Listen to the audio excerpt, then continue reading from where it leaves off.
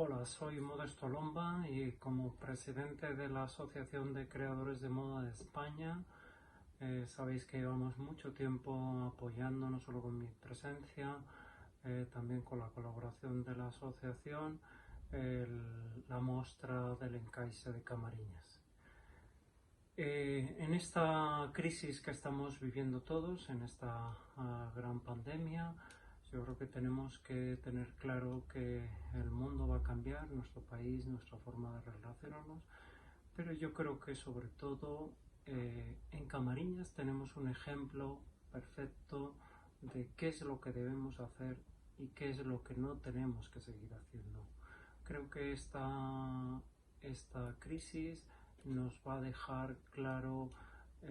que la globalización ha pinchado,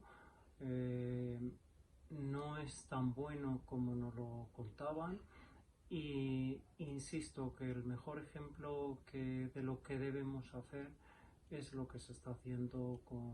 en Camariñas, con todas las palilleiras, es no dejar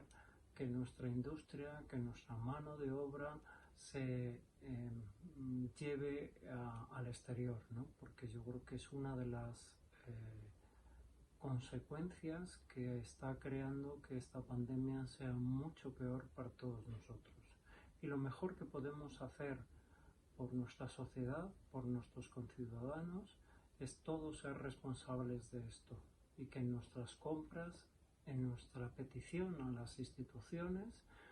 recuperemos nuestra industria, recuperemos mano de obra, trabajo para nuestros conciudadanos, como lo lleváis haciendo de una forma brillante en Camariñas con vuestras palilleiras.